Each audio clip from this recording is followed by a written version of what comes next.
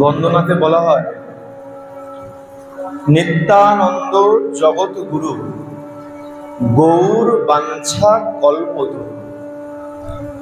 জগৎগুরু হলেন আমার প্রেমদাতা নিতাই চাঁদ, নামদাতা মহাপ্রভু, আর নামের মধ্যে যে প্রেম, সেই প্রেমদাতা হলেন আমার নিতাই চাঁদ। তা নিতাই চাঁদের সম্পর্কে খুব সুন্দর একটি প্রসঙ্গ জানা যায়। নিতাই চাঁদ বললে ভুল হবে, নিতাই চাঁদের সহধর্মিনী ঘরণী। আচ্ছা, নিতাই চাঁদের কজন পত্নী ছিলেন? দুই পত্নী। নাম কি? বসুধা আর জাহ্নবী। আর পুত্র ছিলেন কজন? বীরভদ্র আর এক কন্যা ছিলেন। এক পুত্র আর এক কন্যা ছিল, নাম বীরভদ্র, যার পরবর্তী নাম হয়েছে বীরচন্দ্র, বীরচাঁদ বলা হয় না। আর একজন কন্যা ছিলেন, তার নাম গঙ্গা দেবী। আমরা সবাই জানি এক পুত্র নয়, সঙ্গে এক কন্যা ছিল। আর এর সাথে এনারা হলেন মা বসুধার পুত্র সন্তান। বীরচাঁদ প্রভু তিনি হলেন মা বসুধার সন্তান, আত্মজ, নিজের গর্ভজাত সন্তান। কিন্তু জাহ্নবা মায়েরও দুজন সন্তান ছিলেন না, তারা গর্ভজাত সন্তান নয়, তারা ছিলেন পালিত সন্তান। তারা পালিত সন্তান। তার মধ্যে একজনের নাম হলো কানু ঠাকুর আর একজনের নাম হলো রামচন্দ্র ঠাকুর। এই দুজন ছিলেন পালিত পুত্র। এই যে পালিত পুত্র জাহ্নবা মা দুজনকে দুই ভক্তের কাছ থেকে ভিক্ষা রূপে চেয়ে নিয়েছিলেন। একজনের এক বিপত্তি ঘটেছিল, যার জন্য সন্তানকে জাহ্নবা মা গ্রহণ করেছিলেন, আর আরেকজনকে মা ভিক্ষা স্বরূপ চেয়ে নিয়েছিলেন। এই দুজনের মধ্যে আজকে আমরা একজনের কথা শুনি। দুজনের কথা শুনতে গেলে বিস্তর শোনা যাবে। তা প্রথমত আজকে আমরা কানু ঠাকুরের প্রসঙ্গে শুনব। দুজনের নাম বললাম, কানু ঠাকুর আর রামচন্দ্র ঠাকুর। তার মধ্যে আজকে আমরা প্রথম সন্তান জাহ্নবা মায়ের পালিত পুত্রদ্বয়ের মধ্যে প্রথম সন্তান কানু ঠাকুর সম্পর্কে শুনব। বলছে এই কানু ঠাকুরের জন্ম অত্যন্ত অদ্ভুত। আচ্ছা, কানু ঠাকুরের সম্পর্কে জানার আগে একটু কানু ঠাকুরের বংশ পরিচয় একটু জেনে। মহাপ্রভু যখন নবদ্বীপ লীলা করছেন, নামদাতা দয়াল মহাপ্রভু চৈতন্য মহাপ্রভু যখন নবদ্বীপ লীলা করছেন, তখন তার একজন বিশেষ পার্ষদ ছিলেন। সেই পার্ষদের নাম হলো সদাশিব কবিরাজ। আচ্ছা, কোথায় কোথায় বলে সদাশিব কবিরাজের কথা মহাপ্রভুর সঙ্গে বহু জায়গায় পাওয়া যায়। এক, মহাপ্রভু যখন লীলায় কীর্তন করতেন, এই কীর্তনের সঙ্গী ছিলেন এই সদাশিব কবিরাজ। আর গঙ্গা স্নানকালে যখন জলকেলি করতেন মহাপ্রভু, তখনও মহাপ্রভুর সঙ্গে এই সদাশিব কবিরাজের কথা উল্লেখ পাওয়া যায়। চন্দ্রশেখর আচার্যের গৃহে যখন মহাপ্রভু অভিনয় করতেন, সেই সময়ও এই সদাশিব কবিরাজের কথা পাওয়া যায়।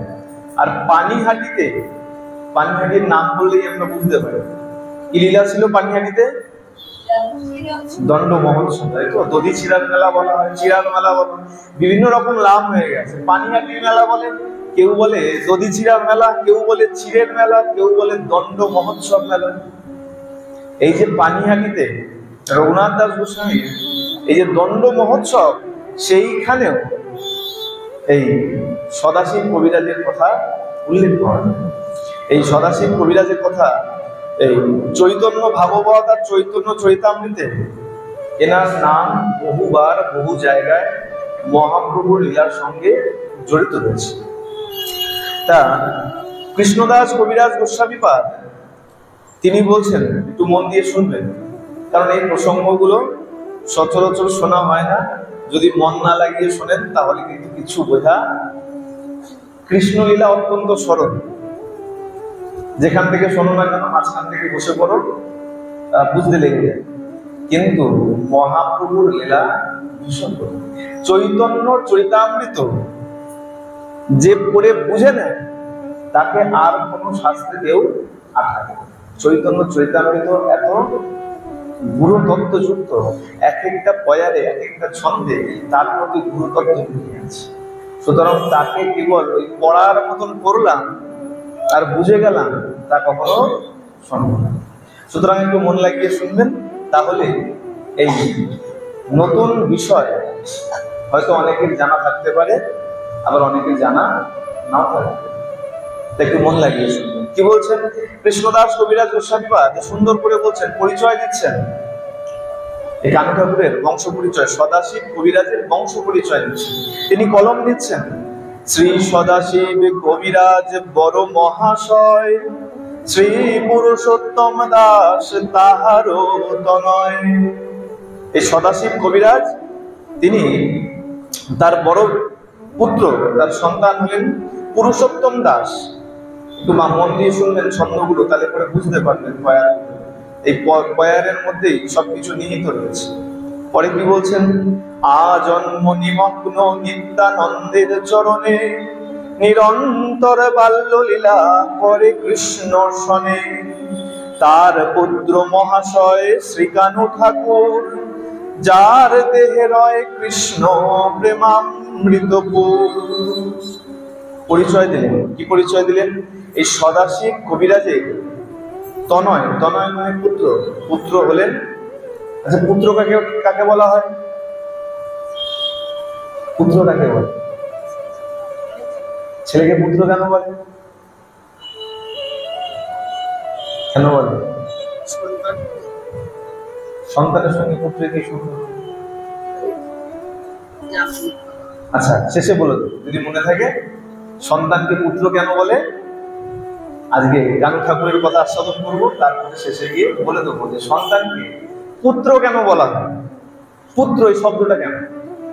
আসুন আগে আমরা জেনে নিই, এই সদাশিব কবিরাজের তনয় পুত্র হলেন পুরুষোত্তম দাস। এই পুরুষোত্তমের পুত্র এই সদাশিব, পুরুষোত্তম, এরা সবাই নিত্যানন্দের পরম ভক্ত ছিলেন।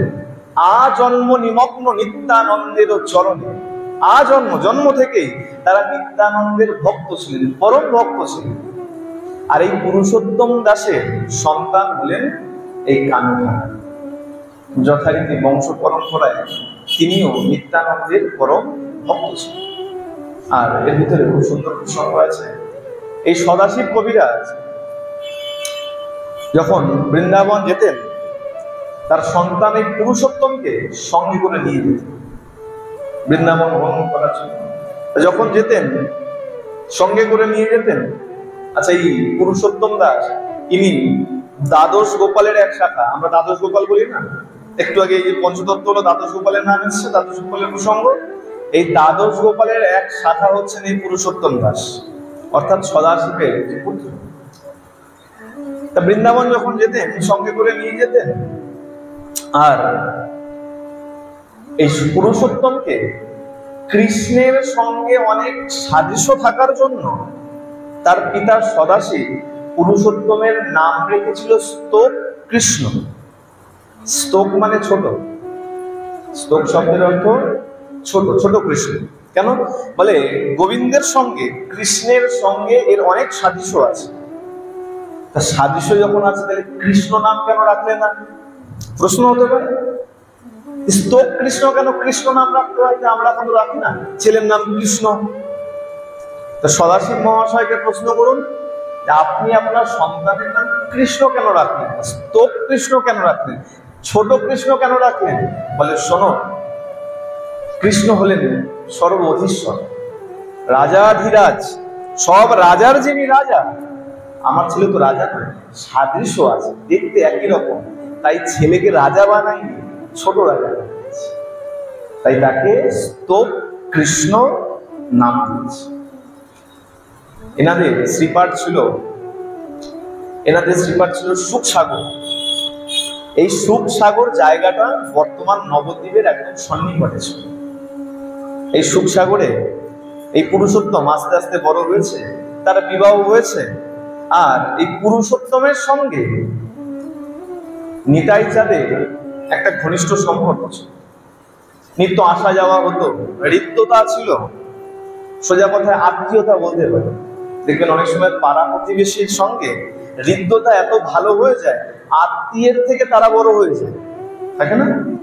পাড়া প্রতিবেশী এমন কিছু থাকে, মনে হয় যেন আত্মীয়ের থেকে বড়। আপনার বাড়িতে কোনো উৎসব লেগেছে, আত্মীয় আসার আগে পাড়া প্রতিবেশী এসে উপস্থিত, হৃদ্যতার কারণে, ভালোবাসার কারণে।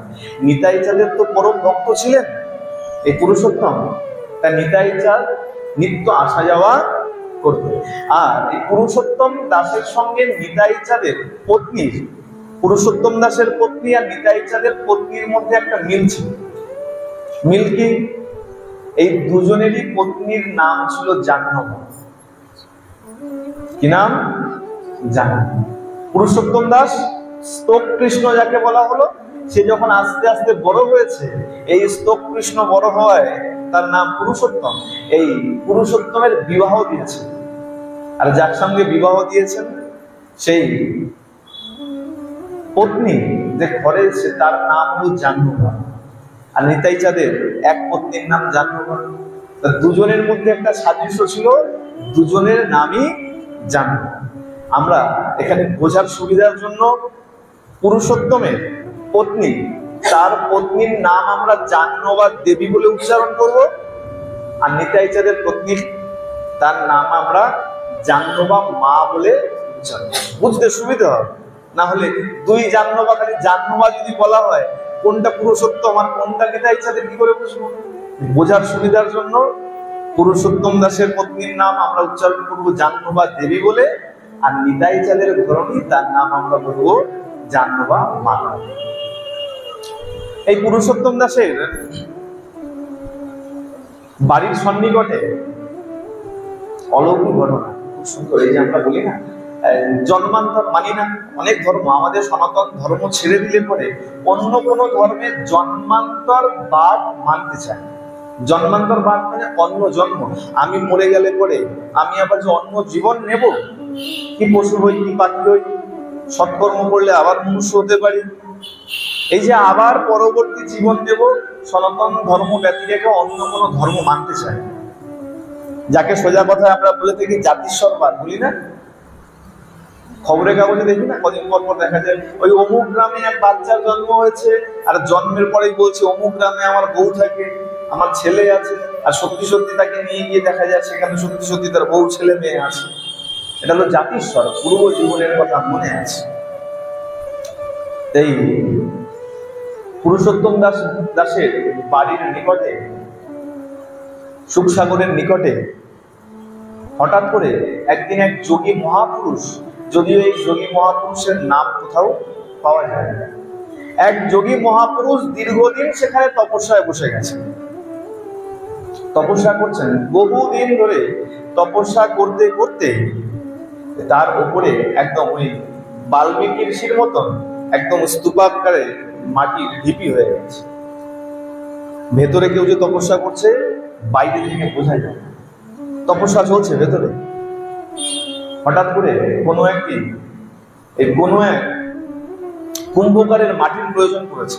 কুম্ভকার মানে মাটি দিয়ে যারা এই বাসনাদি তৈরি করে, মাটির প্রয়োজন পড়েছে। মাটি কি করবে, মাটি কোথায়, মাটি কোথায় খুঁজতে খুঁজতে ঢিপিটা খুঁজতে পেরেছে, যার ভেতরে ওই যোগী মহাপুরুষ বসে তপস্যা করছে, ভজন করছে। সেই মাটির ঢিপিটা দেখে চিন্তা করেছে, বাহ, এখানে সুন্দর মাটি আছে, অন্য কোথাও কেন যাই? কি করেছে, কোদাল নিয়ে কোদাল চালিয়ে দিয়েছে। কিন্তু মাটি তো না, ভেতরে তো সেই যোগী মহাপুরুষ বসে আছে। কোদাল যেই চালিয়েছে, কোদাল গিয়ে পড়েছে দক্ষিণ কাঁধে, দক্ষিণ কাঁধের উপরে কোদালের কোপ পড়েছে। যখনই কোদালের কোপ পড়েছে, দেখতে দেখতে রুটিন ধারা প্রবাহিত হতে শুরু করেছে, রক্ত ছুটেছে। কোদাল যখনই তুলেছে দেখছে রক্ত লেগে, রক্ত কেন, রক্ত কেন? তাড়াতাড়ি মাটি সরাতে সরাতে দেখছে সেইখানে সেই যোগী মহাপুরুষ বসে তখনও ধ্যানস্থ রয়েছে। আর যখন এই মাটি টাটি সরিয়েছে, ধ্যান ভেঙে গেছে, সবাই চরণে লুটিয়ে পড়েছে। মহারাজ, বড় ভুল হয়ে গেছে, আমরা বুঝতে পারিনি, আমরা ভেবেছিলাম মাটির ঢিপি, মাটির স্তূপ, আর মাটির প্রয়োজন ছিল তাই কোদাল চালিয়েছি, আর না বুঝে আপনার অঙ্গে আঘাত লেগেছে, ক্ষমা করে দিন। বলে যাও, তোমরা না বুঝে করেছো, এখানে আমার রাগ করার কোনো জায়গা নেই, ভোট করার কোনো জায়গা নেই। যাবে এই যে সন্নিকটে ছিলেন পুরুষোত্তম দাসের বাড়ির সন্নিকটে, সেই যোগী মহাপুরুষ সেই মাটির ঢিপি থেকে বেরিয়ে পুরুষোত্তম দাসের বাড়িতে এসে অবস্থান, আতিথেয়তা গ্রহণ করলেন। আমি তোর বাড়িতে প্রসাদ গ্রহণ করব, তোর বাড়িতে কিছুদিন থাকবো। এসে যখন অবস্থান করেছেন, আতিথেয়তা নিয়েছেন, আর জাহ্নবা দেবী, মন দিয়ে শুনবেন, জাহ্নবা দেবী কাকে বললাম? পুরুষোত্তম দাসের পত্নীকে, ঘরণ। এই জাহ্নবা দেবী অনেক সেবা করেছেন। এখন তো বাড়িতে সাধুগুরু আসলে পরে সেবা তখন উঠে গেছে, এখন পালিয়ে বাঁচলে বাঁচে, সেবা কি করবো? সেবার এখন আর কোনো ভাব নাই, তাই তো? আর যদিও সেবা করি, নিশ্চয়ই মনে মনে কোনো বাসনা থাকে যে সেবা করে যদি একবার খুশি করতে পারি, আর যদি বলে বল কি বর চাস, এই বরটা চেয়ে নেব, সোজা কথায় ধান্দা, সেবা তো নয়। তা এই জাহ্নবা দেবী কি করেছেন? অনেক সেবা করেছেন। এত সেবা করেছেন, সেবায় তুষ্ট হয়ে ওই যোগী মহারাজ বলছে, শোন, আমি তোকে বর দিচ্ছি। কি বর? পুত্রের বর দিচ্ছি, পুত্র প্রাপ্তি হবে তোর, পুত্রের। এই পুত্র প্রাপ্তির বরদান করেছে, শুধু তাই নয়, অতিরিক্ত বলেছেন, বলে শোনো মা, তোমাকে আমি পুত্র প্রাপ্তির বর দিচ্ছি, আর আমি তোমার গর্ভে পুত্র রূপে আসব, এবং তখন যদি আমাকে চিনতে অসুবিধা হয়, আমি তোমাকে বলে গেলাম আমি তোমার পুত্র রূপে আসবো, আর তুমি ভাবতে পারো যে না, পুত্র সন্তান জন্ম হলো, আর বিশ্বাস যদি না হয় যে আমি এসেছি, কি করে বুঝবে? বলে শোনো, তখন এই আমার যে দক্ষিণ স্কন্ধে যে কোদালের যে আঘাত রয়েছে, সেই আঘাত দেখলে বুঝতে পারবে যে হ্যাঁ, আমি তোমার পুত্র রূপে এসেছি। তবে শোনো, সাবধান, এই কথা তুমি কাউকে বলতে পারবে। আমি যখন আসবো তোমার পুত্র হয়ে, আর তুমি চিনতে পারবে, চিনতে পেরে যদি এই কথা কাউকে বলে দাও, তোমার মৃত্যু হয়ে যাবে। এই কথা তুমি কাউকে বলবে। এখনো হয় না, দেখবেন, মানুষ তো বিশ্বাস করতে চায় না। আমারই এক আত্মীয়ের সঙ্গে ঘটে গেছে। আত্মীয় বলতে ঘনিষ্ঠ আত্মীয়। অনেক সময় দেখা যায় মরা সন্তান জন্ম, তাই না? হয়তো অনেক সময় মা সন্তান প্রসব করলে পরে দেখা যায় মরা সন্তান। আর মরা সন্তানের শুধু তাই নয়, দেখা যায় কপালে, কানে, মুখে কোথাও না কোথাও কোনো একটা চিহ্ন আছে, কাটা চিহ্ন থাকে। তো দেখেছেন কিনা জানি না আপনারা, কাটা চিহ্ন কেন? এই কাটা চিহ্ন দেখে বুঝে নিতে হবে এই সন্তান এ আগেও কোথাও জন্ম নিয়েছিল, আর এমন মরা হয়ে জন্মেছিল। সেই আবার ফিরে আসছে কিনা এটা বোঝার জন্য ওই বাড়ির লোক কি করে, একটা নিশান দিয়ে। আমারই এক, আমি আত্মীয়ের পরিচয় দিচ্ছি না, কারণ আমার একজন ঘনিষ্ঠ আত্মীয়, কারণ ইউটিউবের মাধ্যমে শুনতেও পারে তারা। এত ঘনিষ্ঠ, প্রথম সন্তান হয়েছিল পুত্র। তা রাত্রবেলায় এখন বলে, দেখো, কপালে যা লিখন আছে তাই ঘটবে, তোমার আমার হাতে কিছু নয়। রাত্রবেলায় বাথরুমে গিয়েছিল, বুঝতে পারেনি, অন্ধকারের মধ্যে গিয়েছিল, আর হঠাৎ করে ওপর থেকে সিঁড়ি দিয়ে কেউ নেমে এসেছিল, বাড়িতে কোনো লোক হঠাৎ করে নেমে এসছে, আর অন্ধকার ছিল, আর অন্ধকারে হঠাৎ করে দেখে ভয় পেয়ে গেছে। এই যে ভয় পেয়ে গিয়ে, এই কারণে বলা হয় যে গর্ভবতী মায়েরা হঠাৎ করে অন্ধকারে যাবে না। আচমকা কাউকে দেখে যদি ভয় পেয়ে যাও, তোমার থেকে তোমার সন্তানের বেশি ক্ষতি হবে। তো ওই দেখে ভয় পেয়ে গিয়েছিল, আর যথারীতি তার কয়েকদিন পরেই ভয় পাওয়ার কারণে গর্ভের শিশু গর্ভেই মারা গেছে। বলে দেখো, ভয় পাওয়ার কারণে না, হয়তো এইটাই যোগ ছিল, ওই ভয়টা নিছক একটা লীলা মাত্র, আর কিছু নয়। সন্তান যখন ভূমিষ্ঠ হয়েছিল, তখন দেখা গিয়েছিল কপালে এই আড়াআড়ি ভাবে একটা দাগ। তা ওনার যে শাশুড়ি মা, যার কথা বলছি, যার সন্তান মৃত হয়ে জন্মালো, কপালে আড়াআড়ি ভাবে একটা দাগ টানা, তার যে শাশুড়ি মা, তিনি আবার কি করলেন, এই কানের মধ্যে একটুখানি দাগ করলেন। বলে কেন? বলে না, এই সন্তান আবার কোথাও যাবে, তারা দেখলে বুঝতে পারবে যে না, এই দুবার আগে কোথাও জন্ম নিয়েছে। চিহ্ন। আমরা বলি কিছুই থাকে না, তাই না? কিছুই থাকে না, না থাকে, তোমাকে মানতে হবে। এখনো এইসব ঘটনা আমাদের এই কলিযুগেও ঘটে। এই যোগী মহাপুরুষ বললেন, শোনো মা, তখন যদি আমাকে চিনতে না পারিস, বিশ্বাস যদি না হয়, তাহলে শোন, এই যে কোদালের চিহ্ন রয়েছে আমার কাঁধে, এই কোদালের চিহ্ন দেখলে তুই বুঝতে পারবি যে হ্যাঁ, আমি আবার তোর পুত্র রূপে সত্য সত্য এসেছি। তবে সাবধান, এই কথা কিন্তু কাউকে বলতে পারবি না, যদি বলেছিস তাহলে মারা যাবে। যখন বলেছে, বেশ, যথারীতি যোগী মহারাজ কিছুদিন থেকে চলে গেছেন, অন্তর্ধান করেছেন। আর এর কিছুদিন পর এই জাহ্নবা দেবী গর্ভবতী হয়েছে। পুরুষোত্তম দাসের পত্নী জাহ্নবা দেবী গর্ভবতী হয়েছে। আর গর্ভবতী হওয়ার পর যখন প্রসবের সময় এসেছে, মা সুন্দর এক সন্তানের প্রসব করেছে। ধাইমা কোলে করে যখনই দেখানোর জন্য উঁচু করেছে, আর সেই সন্তানকে দেখেই জাহ্নবা দেবী খুব জোরে হেসে উঠেছে। হেসেছেন কেন? প্রথমত পুত্র গর্ভ, পুত্র হয়েছে, আর দ্বিতীয়ত কাঁধে চিহ্ন রয়েছে, দেখেই চিনতে পেরেছে। হয়তো যোগী মহারাজ বলে গিয়েছিলেন, আমি তোর সন্তান হয়ে আসবো, আর চিনতে যদি না পারিস দেখবি আমার কাঁধে কোদালের চিহ্ন রয়েছে, কোদালের আঘাত লেগেছে। আর মা প্রথমেই তাকিয়েছে কাঁধের দিকে, আর দেখে সত্য সত্যই সেই দাগ রয়েছে। দাগ দেখেই চিনতে পেরে পুত্র গর্ভে জোরে জোরে হেসে উঠেছে। ধাইমা বলছে, হ্যাঁ রে, এই হাসছিস কেন, এভাবে হাসছিস কেন? বলে, মা ও কিছু না, এই সন্তান হয়েছে। বলে, না, সন্তানের আনন্দে শুধু নয়, তোর হাসির মধ্যে অন্য কিছু লুকিয়ে আছে, সত্য করে বল, হাসছিস কেন? দেখুন, বিপদ এখন কোথায়, বললেই মারা যাবে, কিন্তু আনন্দ এমন হয়েছে, সন্তানের আনন্দ। বলে, এই পৃথিবীতে মায়ের কাছে সন্তান জন্ম দেওয়ার পর সেই যে কান্নার শব্দ, তার থেকে বড় আনন্দ এই জগতে আর কিছু। মাকে লাখ টাকা দিয়ে দিন, সোনার গহনা বানিয়ে দিন, কিন্তু মা যেদিন প্রথম মা হয়েছিল, মায়েরা সবাই জানে, আর প্রথম সন্তানের কান্নার শব্দ শুনেছিল, সেই যে আনন্দ, তার থেকে বড় আনন্দ এই পৃথিবীতে মায়েদের কাছে আর কিছু। এত আনন্দ হয়েছে, ধাইমাকে পূর্ব সব বৃত্তান্ত বলে দিয়েছে, এত আনন্দ হয়েছে। কিন্তু দেখো, যোগী মহাপুরুষের কথা সাধারণ মানুষের কথা তো নয়। যোগী মহাপুরুষ তিনি বলেছিলেন, সাবধান, কিন্তু আমি আসবো, আমার চিহ্ন দেখতে পারবি, কিন্তু যদি বলেছিস তাহলে তুই মারা যাবি।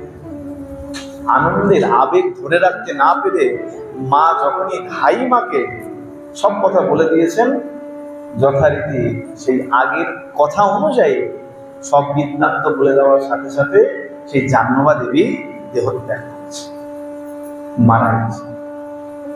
আনন্দের আবেগে বলে দিয়েছেন, বুঝতে পারেন তাই, যথারীতি মারা গেছেন।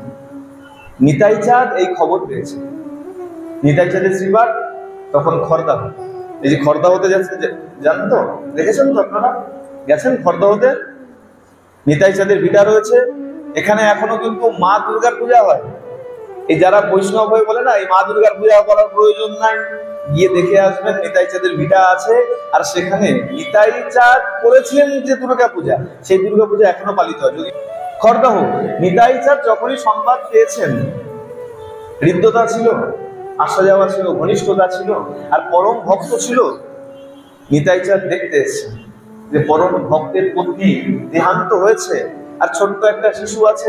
নিতাই চাঁদ দেখতে এসে, যখন দেখতে এসেছেন, ততদিনে 12 দিন পার হয়ে গেছে, অর্থাৎ সন্তানের বয়স 12 দিন হয়ে গেছে। নিতাই চাঁদ দেখতে এসে সেই সন্তানকে কোলে করে খর্দাহে চলে গেছে। সেই যে ছোট্ট সন্তান, তাকে কোলে করে নিয়ে খর্দাহে চলে গেছে। এগুলো কোনো বানানো কথা নয়।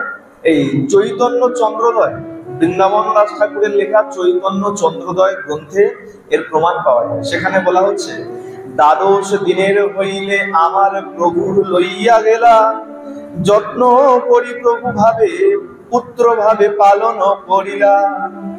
দ্বাদশ দিন যখন হলো, তখন প্রভু নিতাই চাঁদ তাকে নিয়ে আসলেন, আর পুত্রের মতন লালন পালন করলেন। খর্দাহে নিয়ে এসে জাহ্নবা মায়ের কোলে সেই সন্তানকে শোবেন।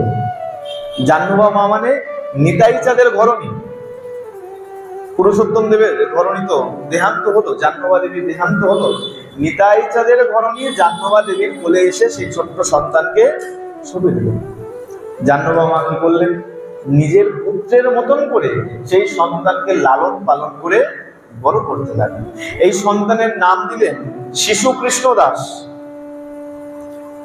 এখনো কিন্তু কানু ঠাকুর নাম হয়নি, কানু ঠাকুর অনেক পরে নাম হয়েছে।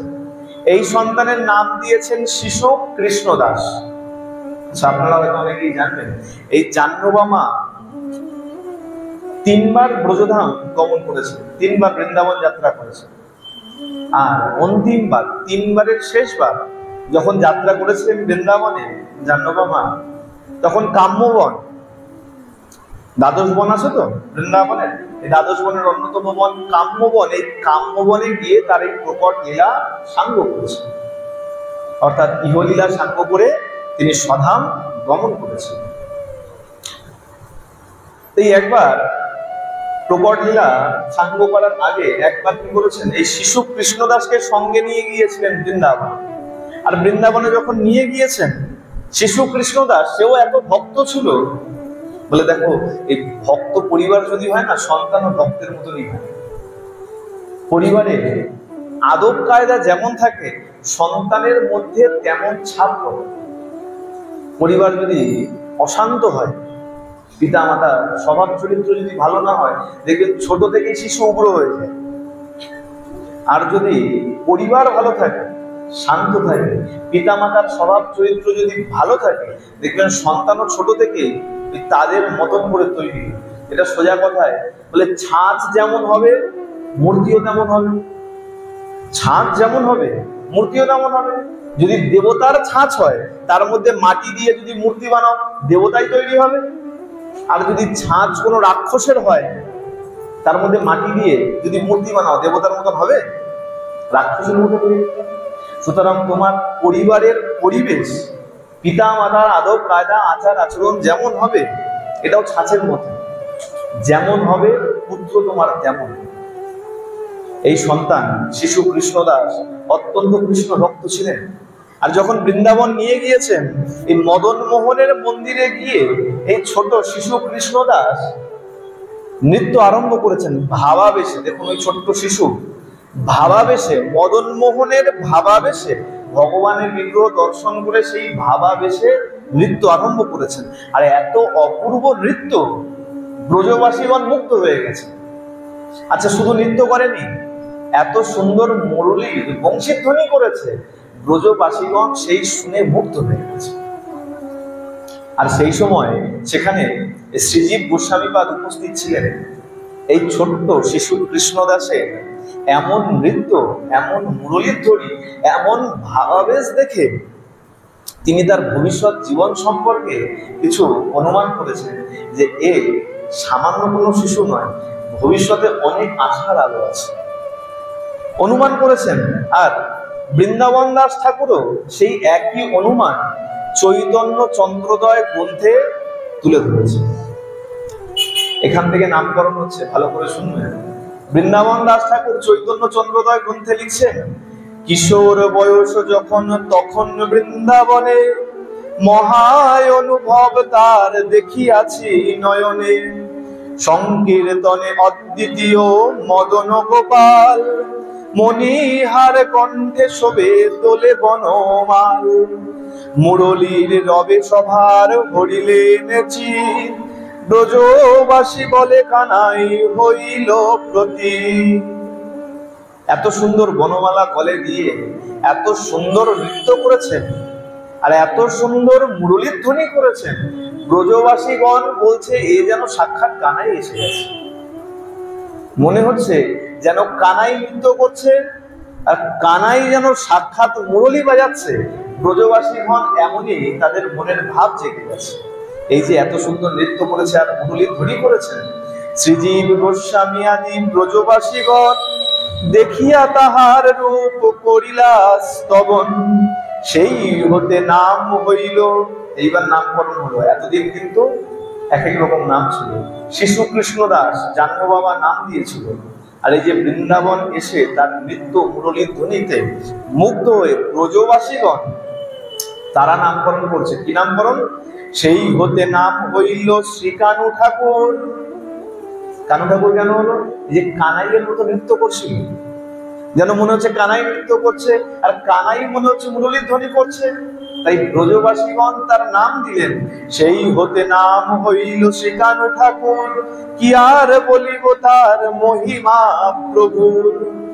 সেই থেকে তার নাম হয়ে গেল শ্রী কানু ঠাকুর। আস্তে আস্তে এই কানু ঠাকুর যখন বড় হতে লেগেছে, ব্রজধামে যখন আছে, শ্রীজীব গোস্বামীগণ এই তার ভেতরে এই যে ভাবের আবেশ, এই ভাবের আবেশের জন্য এই জীব গোস্বামী আদি মহান্তরা তার নাম দিয়ে দিলেন উজ্জ্বল গোপাল। মনে হচ্ছে যেন সাক্ষাৎ গোপাল এসে এখানে নৃত্য করছে, মুরলীর ধ্বনি করছে, তার জন্য তার নাম দিয়ে দিলেন উজ্জ্বল গোপাল। একদিন ব্রজবাসীগণ এত মুগ্ধ হয়ে যায়, রোজ রোজ নৃত্য দেখার জন্য ওই কানু ঠাকুরকে ধরে, বলে কানাই একটু নৃত্য কর, একটু মুরলী বাজিয়ে শোনা। আর আস্তে আস্তে তো বড় হয়ে গেছে, নৃত্য করে দেখায়, পায়ে নুপুর বেঁধে নৃত্য করে। আচ্ছা, গোপাল কিন্তু খালি পায়ে নৃত্য করতো না, গোপালের পায়ে মা সুন্দর করে মল পরিয়ে দিত, হাতে বালা পরিয়ে দিত, সুন্দর করে সাজিয়ে দিত, তারপরে গোপাল নৃত্য করতো। এই কানু ঠাকুর কি করতো? পায়ে সুন্দর মল পরে তারপরে নৃত্য পরিবেশন করতো। আর নৃত্য করতে করতে ভাবের আবেশে নৃত্য করেন তো, নৃত্য করতে করতে ওই পায়ের মল কোথায় হারিয়ে গেছে, দক্ষিণ পায়ের মল কোথায় ছুটে গেছে, নৃত্য করতে করতে মল কোথায় ছুটে গেছে। খোঁজ খোঁজ খোঁজ, কিন্তু মল পাওয়া যাচ্ছে। অদ্ভুত লীলা। বলে দেখো, ভগবানের লীলায় যদি বিশ্বাস না থাকে, ভক্তি এ জীবন কেন, কোনো জীবনে তোমার জন্ম। নিতাই চাঁদের একটা লীলা আছে। এক সময় নিতাই চাঁদ লীলা করতে করতে হঠাৎ শুনেছিল যে সময় কদম ফুল ফোটে না, নিতাই চাঁদ বলছে আমাকে কদম ফুল এনে দাও। একটা লীলা আছে, যে লীলা অনেক সময় অনেকের বিশ্বাস না জন্মাতে পারে। বলে দেখো, এটা সাধারণ কোনো ব্যক্তির লীলা নয়, সাক্ষাৎ ভগবান শঙ্করসন মহাদেবের মহাপ্রভুর লীলা। শঙ্করসন তিনি এসেছেন নিতাই চাঁদ হয়ে। এমন সময় যে সময় কদম ফুল ফোটে না, সেই সময় নিতাই চাঁদ বলছে আমাকে কদম ফুল এনে দাও। বলে প্রভু, এই সময় কদম ফুল কোথায় পাবো? এখন তো কদম ফুল ফোটে না। বলে যাও, বাইরে যাও, বাইরে গিয়ে আগে তো দেখো। আর সত্য সত্যই ভক্তরা যখন বাইরে গিয়েছে, বাইরে গিয়ে দেখছে জাম গাছের মধ্যে কদম ফুল ফুটে আছে। জানি না আপনারা এই লীলা শুনেছেন কিনা, সেই লীলা বিস্তরে যাচ্ছে না। জাম গাছের মধ্যে কদম ফুল ফুটে আছে। বলে ভগবান চাইলে যে কোনো কিছু সম্ভব। ভগবান চাইছে তাই তুমি হাঁটছো, ভগবান না চাইলে তোমার নিঃশ্বাস এখনই বন্ধ হয়ে যাবে। ভগবান চাইলে যে কোনো কিছুই সম্ভব। ঠিক তেমন আজকে কানু ঠাকুর নৃত্য করতে করতে পায়ের মল কোথায় ছুটে চলে গেছে, খুঁজে পাওয়া যাচ্ছে না। খোঁজ খোঁজ, ভাবাবেশে কানু ঠাকুর বলছে, বলে শোনো, এই পায়ের মল কোথায় পড়েছে তা আমি জানি, আর যে স্থানে আমার এই নূপুর পড়েছে তাহা আমি জানি, এবং আমি সেই স্থানে গমন করে সেখানেই শ্রীপাঠ স্থাপন করব। এই পায়ের মল যেখানে গিয়ে পড়েছে, আচ্ছা মনে করুন এখানে নৃত্য করছেন, পায়ের মল যদি আপনার ছুটেও যায়, কত দূর যেতে পারে? বেশি গিয়ে বেশি এই সীমানা পার করতে পারে, খুব যদি বেশি হয় রাস্তা পর্যন্ত যেতে পারে, তার ওই পারে তো যাওয়ার প্রশ্ন আসে না। কানু ঠাকুর কি বলছে? আমার পায়ের মল যেখানে গিয়ে পড়েছে, আমি সেখানে গিয়ে শ্রীপাঠ নির্মাণ করব। এবার শুনুন, পায়ের মল কোথায় গিয়ে পড়েছে। আচ্ছা, কানু ঠাকুর এখন কোথায় আছে? কোথায় নৃত্য করছে? বৃন্দাবনে। বৃন্দাবনে ব্রজবাসীদের নৃত্য দেখাচ্ছে। আর পায়ের মল গিয়ে পড়েছে কোথায়? সোজা বাংলাদেশে। কোথায়? সোজা যশোরে গিয়ে পড়েছে। কানু ঠাকুর সেই ইঙ্গিত দিচ্ছে, বলছে যে এখান থেকে তিনি বোঝাচ্ছেন যে আমার পূর্বপুরুষ সেবিত প্রাণ বল্লভ বিগ্রহ যে স্থানে আছেন, সেই বোধখানায় গিয়ে আমি শ্রীপাঠ স্থাপন করব। বোধখানা হলো যশোর জেলায়, বাংলাদেশের যশোর জেলায়। নৃত্য করছেন বৃন্দাবনে, নৃত্য করছেন, সেইখান থেকে পায়ের মল ছুটে গেছে, আর পায়ের মল ছুটে গিয়ে কোথায় পড়েছে? বাংলাদেশ যশোর জেলার বোধখানায়, যেখানে তার পূর্বপুরুষের ভিটা ছিল। যদিও তার পিতৃদেব সেইখান থেকে এখন এই সুখসাগর নবদ্বীপের সন্নিকটে এই সুখসাগরে এসে শ্রীপাঠ করেছিলেন। যথারীতি কানু ঠাকুর সেইখান থেকে ওই বোধখানায় গিয়ে তার শ্রীপাঠ নির্মাণ করেছিলেন। একদিনের কথা বলে দেখো, এই মহাপুরুষদের আবির্ভাব যেমন অলৌকিক, অলৌকিক ভাবে তারা আবির্ভাব করেন, তাদের অপ্রকট লীলাও তেমন অলৌকিক। তারা যখন ইহলীলা সাঙ্গ করে যখন আবার ভগবানের কাছে ফেরত যান, সেই লীলাও অলৌকিক হয়ে যায়। যখন সময় হয়েছে, একদিন কি করেছেন, এই বাংলাদেশ যশোর বোধগ্রাম থেকে, বোধখানা থেকে তিনি চলে এসেছেন মুর্শিদাবাদে। মুর্শিদাবাদে শিলাবতী নদীর কাছে এসে এক ছোট্ট কুটির করে সেখানে বসবাস আরম্ভ করেছে। নিত্য ভোজন করে, শিলাবতী নদীতে স্নান করে। হঠাৎ করে একদিন, আচ্ছা এই লীলাটা অন্য মহাপ্রভুর অন্য আরেকটা লীলার সঙ্গে একটু মিল আছে, এটা শুনলে আবার ওই লীলার কথা মনে পড়তে পারে, কিন্তু দুটো লীলা এক নয়। এই মুর্শিদাবাদের এই গড়বেথা জেলার যখন শিলাবতী নদীর কাছে তিনি কুটির নির্মাণ করেছেন, নিত্য যখন শিলাবতীতে স্নান করে, আজকেও গেছে স্নান করতে, আর স্নান করে যখনই উঠবেন, হঠাৎ করে দেখলে এক মৃতদেহ তার অঙ্গ স্পর্শ করছে। মৃতদেহ যখনই দেখেছেন, মৃতদেহ থেকে তাকে তাড়াতাড়ি পারে তুলেছেন, আর কানে মহামন্ত্র যেই প্রবেশ করিয়েছেন, কানের মধ্যে যখনই মহামন্ত্র দিয়েছেন, মহামন্ত্র দেবা মাত্রই সেই মৃত ব্রাহ্মণ সন্তান, যে দেহটি ভেসে এসেছিল এক ব্রাহ্মণ সন্তান, কারণ পরনে উপবিত ছিল, পৈতা ছিল, ধুতি পরা ছিল, আর উপবিত দেখে বুঝতে পেরেছেন ব্রাহ্মণ সন্তান। কানে যেই মহামন্ত্র দিয়েছেন, মহামন্ত্র দেবা মাত্রই সেই মৃতের মধ্যে প্রাণের সঞ্চার হয়ে গেছে। সেই মৃত সন্তান উঠে বসেছে, উঠে বসে পরিচয় দিয়েছে, বলে শুনুন মহারাজ, আমি বাঁকুড়া জেলায় আমার নিবাস, বাঁকুড়া জেলার গড়শিমলাপাল গ্রামে আমার নিবাস। কোনো আকস্মিক কারণে আমার মৃত্যু হয়েছে, আর আকস্মিক কারণে মৃত্যু হওয়ার জন্য আমার দেহকে দাহ সংস্কার করে নাই, আমার পরিবার আমার দেহকে পোড়ায়নি, জলে ভাসিয়ে দিয়েছে। আর ভাসতে ভাসতে এসে এই আপনার অঙ্গে স্পর্শ করেছি, আর আপনার স্পর্শ পেয়ে আমি আবার নতুন জীবন পেয়েছি। যথারীতি এই গড়বেথায় শিলাবতী নদীর পারে যেখানে কানু ঠাকুর তার কুটির নির্মাণ করেছে, ওই পুনর্জীবিত সেই সন্তানকে নিয়ে সেই আশ্রমে গিয়েছেন। নাম দিয়েছেন, নতুন নাম দিয়েছেন রাম। এই যে মৃত শিশু আবার বেঁচে উঠলো, তার নাম দিয়েছেন রাম। এই যে সন্তান বেঁচে উঠেছে, এই খবর আস্তে আস্তে সেই বাঁকুড়া জেলায় গিয়ে তার পরিবারের কাছে গিয়ে পৌঁছেছে। আপনাদের সন্তান তো অমুক জায়গায় বেঁচে আছে, বেঁচে গেছে, পুনরায় জীবিত হয়ে গেছে। আত্মীয় স্বজন সবাই আবার এসছেন, এসে যখন তাকে বলেছে বাবা চল বাড়ি ফিরে চল, বেঁচে গেছিস, তোর পিতা মাতা আদি সবাই আত্মীয় পরিজন আছে। বলছে দেখো, এই মহাত্মার জন্য যখন আমি আবার পুনরায় জীবন পেয়েছি, এই জীবন নিয়ে আমি আর ফেরত যাব, আমি এনার সেবা করেই আমার বাকি জীবন অতিবাহিত। পরিবারকে ফেরত পাঠিয়ে দিয়েছে। সেই সন্তান যার নতুন নামকরণ করা হয়েছে রাম, সে তখন থেকে কানু ঠাকুরের সঙ্গেই থেকে গেছে। পরবর্তীতে এখনো পর্যন্ত যদি যান, অদ্যাপি এখনো এই শ্রীরামের বংশধরগণ গড়বেথায় কানু ঠাকুরের পদাঙ্কিত, কানু ঠাকুর যে ভূমির উপরে বিচরণ করতেন, যেখানে লীলা করেছেন, সেইখানে এখনো ওই রামের বংশধরেরা এখনো সেবা পূজা চালিয়ে যাচ্ছে। আর এই যে বললাম যে মহাত্মারা যেমন অলৌকিক ভাবে আসেন, তারা জানো অলৌকিক ভাবে, বুঝতে পেরেছেন, তারা বুঝতে পারে, সংকেত পায়। দেখবেন অনেক সাধু মহাত্মাদের কথা শোনা যায়, মৃত্যুর দিন সব শিষ্যদের ডেকে পাঠায়। এমন অনেক অনেক মহাত্মার কথা শোনা যায় যে যেদিন দেহত্যাগ করবে সব শিষ্যদের ডেকে পাঠিয়েছে, সবাই আয়, সবাই যখন এসছে সবাইকে বিভিন্নভাবে আদেশ দিয়ে বিভিন্ন কর্তব্যের কথা বলে তারপরে সবার সামনেই দেহত্যাগ করেছে। কানু ঠাকুর বুঝতে পেরেছে যে আমার আর সময় বেশি নাই।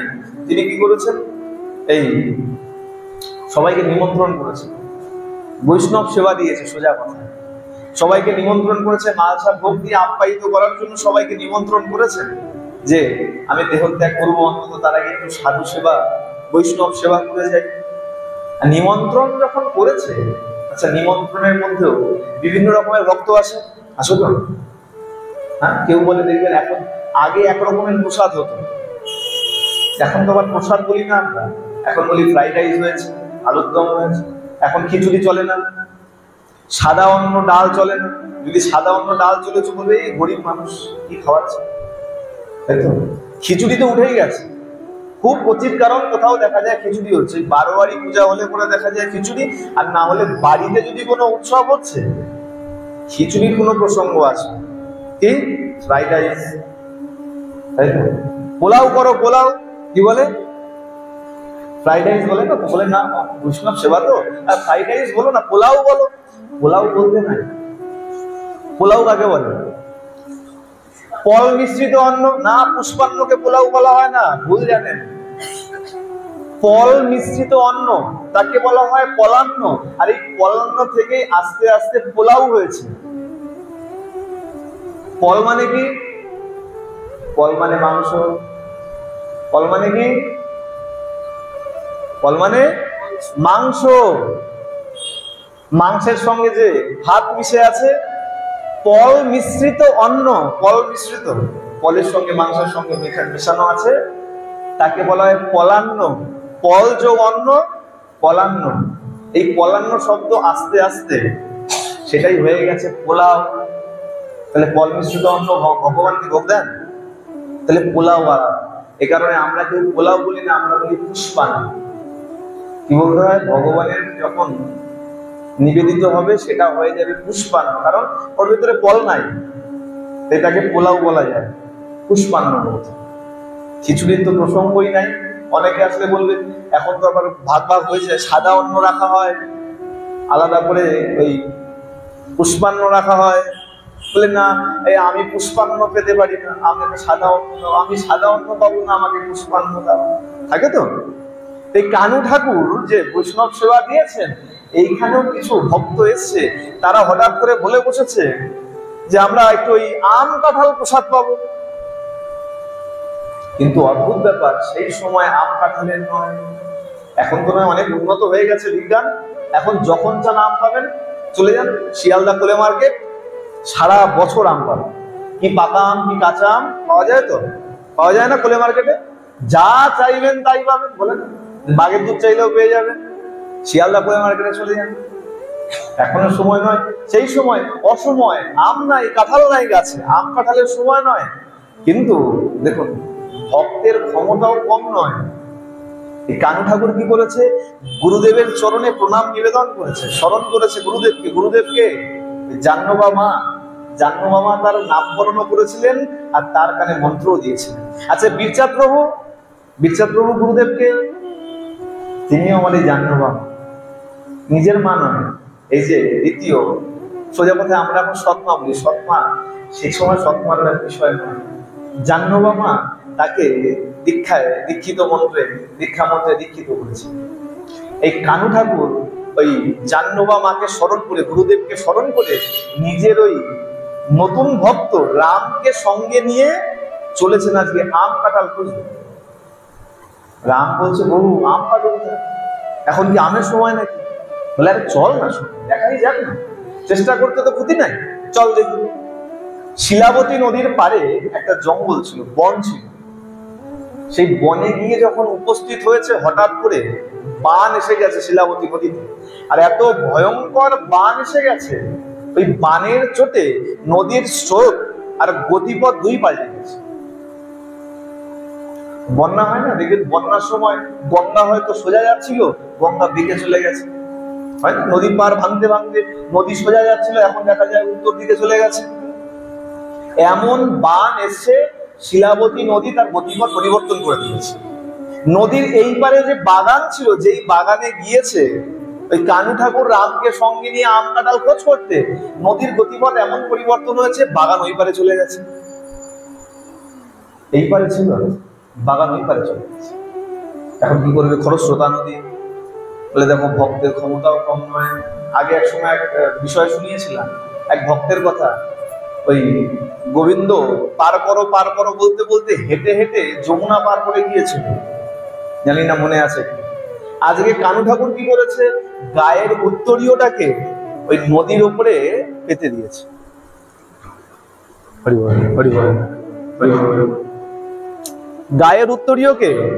গায়ের উত্তরীয়টাকে কানু ঠাকুর নদীর উপরে বিছিয়ে দিয়েছে। বিছিয়ে দিয়ে রামকে বলছে, চল পারা, খরস্রোতা নদী, তার উপরে উত্তরীয় কি করবে? উত্তরীয় পেতে দিয়ে দুজনে সাবলীল ভাবে হেঁটে পার হয়ে গেছে। ওই বাগানে প্রবেশ করেছে। বলে, ও ঠাকুর, গাছে আমও নেই, কাঁঠালও নাই। বলে, দাঁড়া, চিন্তা করিস না, সব পাবি। ভক্তের মনোবাসনা পূর্ণ করার জন্য ভক্ত যখন গুরুদেবকে স্মরণ করে মনোবাসনা বৃক্ষের সামনে জানিয়েছে যে আমার আম কাঁঠালের প্রয়োজন, বৈষ্ণব সেবা দেব, দেখতে দেখতে আম কাঁঠালের গাছ ভরে ফল দেখা যাচ্ছে। যে সময় আম কাঁঠালের নয়, সেই সময় আম গাছে আম, কাঁঠাল গাছে কাঁঠাল ফলে রয়েছে, সেই অবস্থায় গাছগুলো দৃশ্যমান হচ্ছে। কানু ঠাকুর আর রাম দুজনে মিলে পর্যাপ্ত পরিমাণ আম কাঁঠাল সংগ্রহ করে ফিরে গেছে। ফিরে গিয়ে ওই বৈষ্ণব সেবা দিয়েছে যথারীতি। এই বৈষ্ণব সেবা কেন দিয়েছিলেন? বলে, আমার আর সময় বেশি দিন নাই, সময় যখন নাই একটু বৈষ্ণব সেবা দিয়ে নেয়। এই বৈষ্ণব সেবা দেওয়ার কিছুদিন পরেই এই রাস পূর্ণিমার দিন কানু ঠাকুর রাস পূর্ণিমার দিন ধীরে ধীরে স্মরণে মননে ভগবানকে স্মরণ করতে করতে, নিতাই চাঁদকে স্মরণ করতে করতে, মনন করতে করতে ইহলীলা সাঙ্গ করে পরপারে গমন করেছে।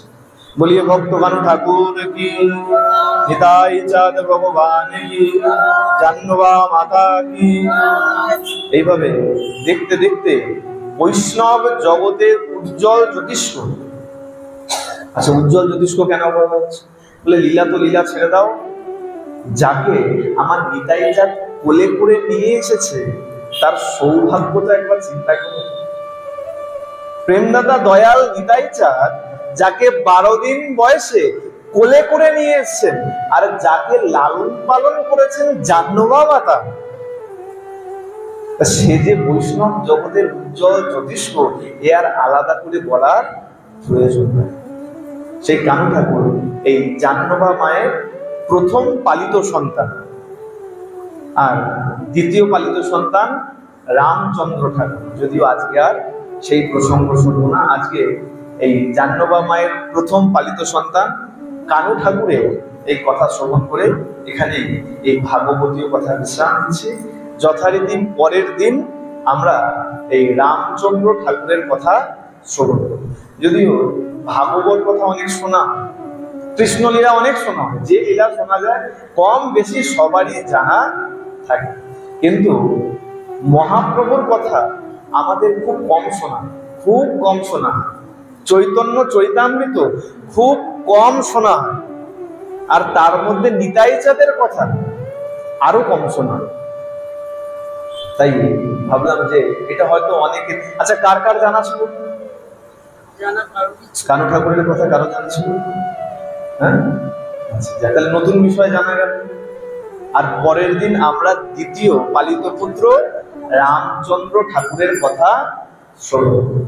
আসুন, এখানে এই ভাগবতী কথা বিশ্রাম দিচ্ছি।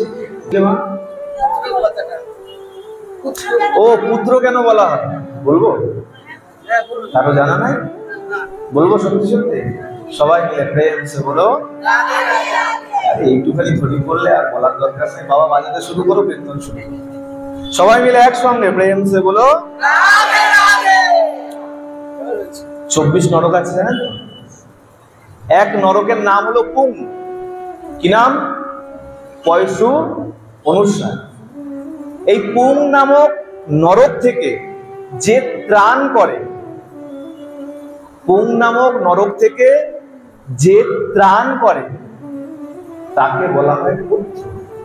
পুঙের পু আর ত্রাণের ত্র, দুটো মিলে হয়ে গেল পুত্র। এই কারণে সন্তানকে বলা হয় পুত্র।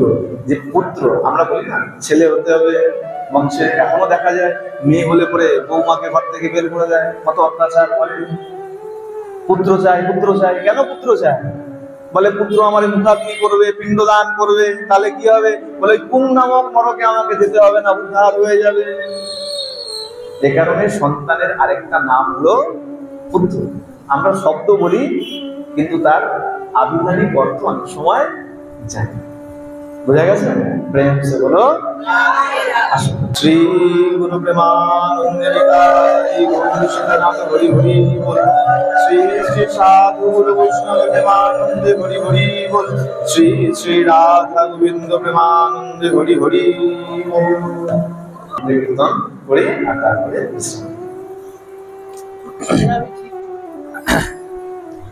জয় জয় রাধে কৃষ্ণ গোবিন্দ।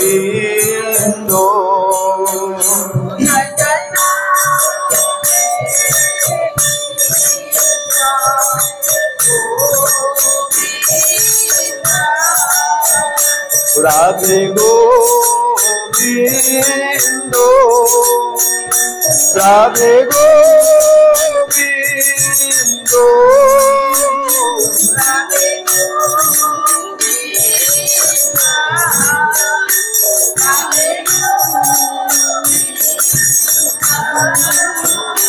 জয় জয় রাধে কৃষ্ণ গোবিন্দ।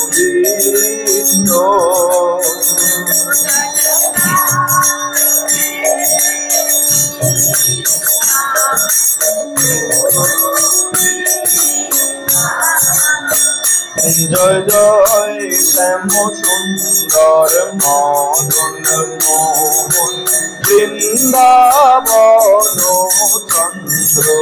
জয় জয়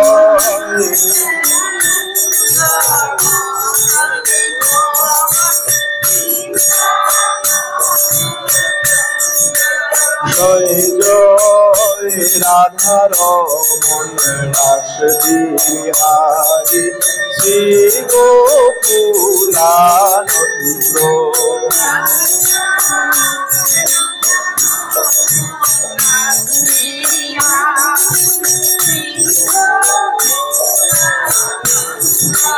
জয় জয় রাধা কান্ত রাধা বিনোদ শ্রী রাধে গোবিন্দ।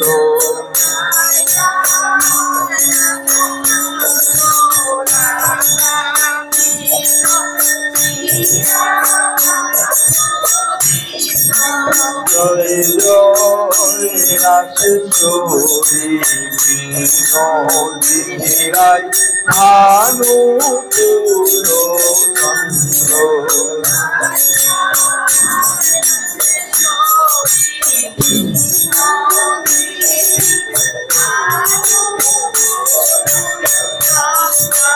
জয় জয় ললিতা বিশাখায়াদি যত সখী বৃন্দ।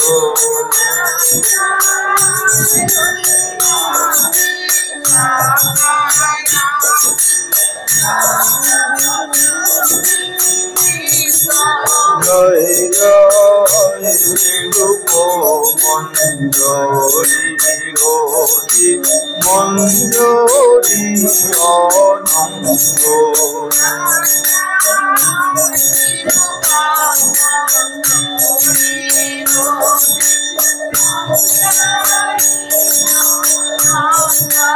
জয় জয় পূর্ণমাসী জয় রবিরা বৃন্দ।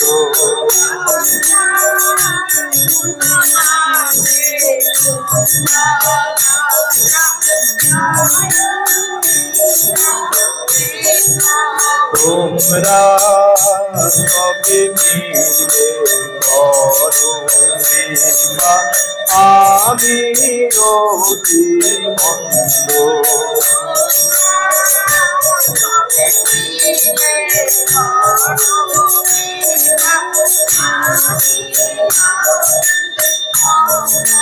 তোমরা কৃপা করে দাও রে যুগল চরণারবিন্দ।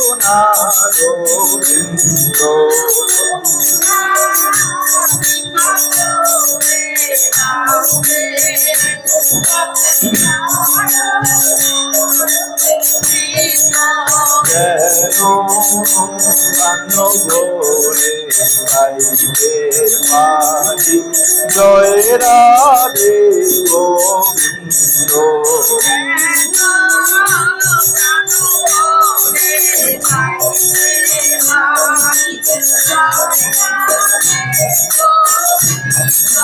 যেন আকুল প্রাণে গাইতে পারি রাধে গোবিন্দ।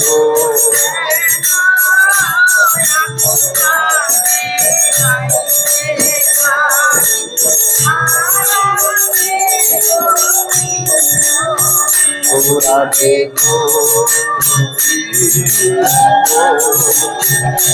রাধে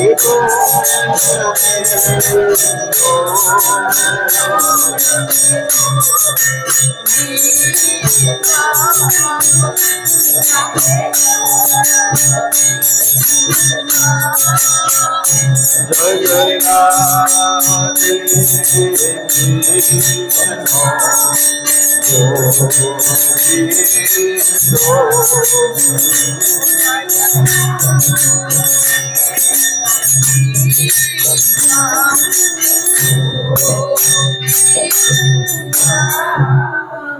নাম করব। সবাই নামের সঙ্গে করতালি দিয়ে নাম করবেন, হাত দিয়ে বসে। আমি রোজ দেখি নাম করে, একজন দুজন করে আর সবাই হাত দিয়ে বসে। সবাই নাম করবেন এবং করতালির শব্দ যেন করতাল খোলকে যেন পার করবে। এতজন সবাই আছেন, একজন খোল বাজাচ্ছে, দুজন করতাল বাজাচ্ছে, সবার করতালির ধ্বনি যেন এর থেকে জোরে। বাবা খোলের দুটো আসতে বাজাবে, আমি করতাল আসতে বাজাবে, খালি যেন সবার করতালির ধ্বনি যেন শুনতে হবে। সবাই মিলে একসঙ্গে হরে কৃষ্ণ হরে কৃষ্ণ কৃষ্ণ হরে হরে হরে রাম রাম রাম হরে হরে। সবাই মিলে একসঙ্গে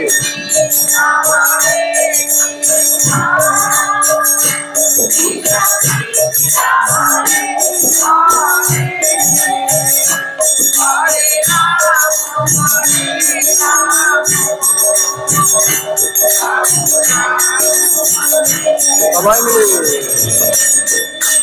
হরে কৃষ্ণ কৃষ্ণ কৃষ্ণ হরে হরে হরে রাম রাম রাম হরে হরে। সবাই মিলে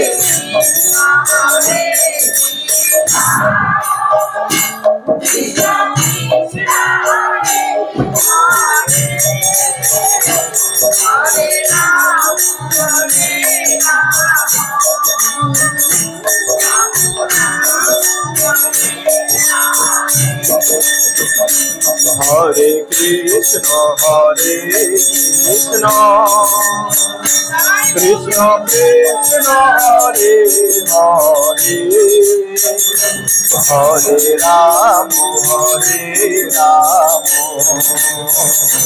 রাম রাম হরে হরে।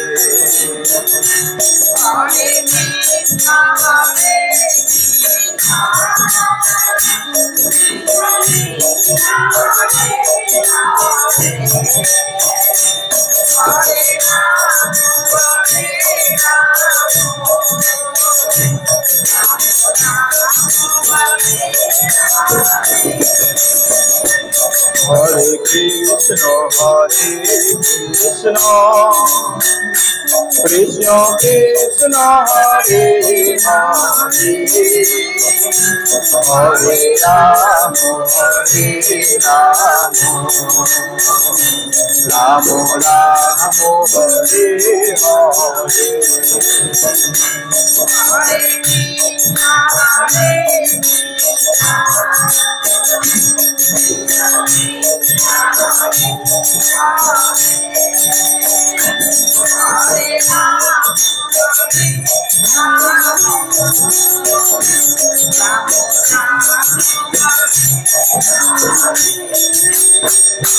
নিতাই গৌর হরিব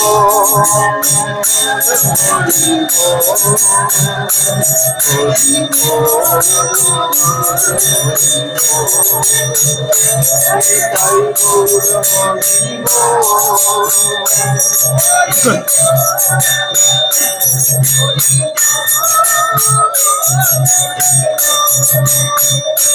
আমার নিতাই হরিব গৌর হরিব শ্রী মৌল নিবাস করা আমার নিতাই হরিব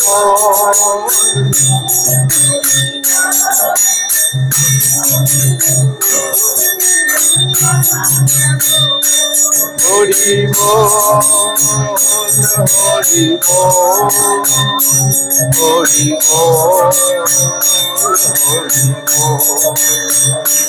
হরিব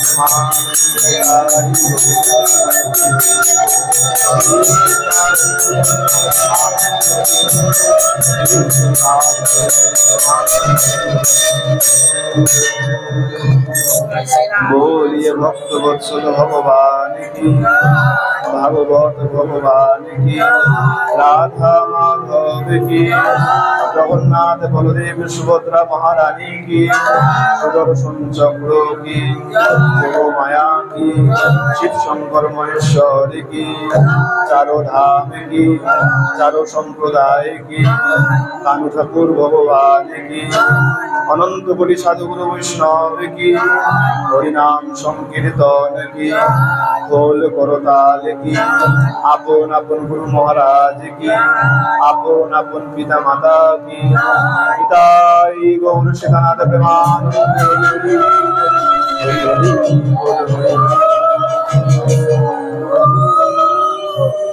সবাই মিলে একসঙ্গে প্রেম সে হলো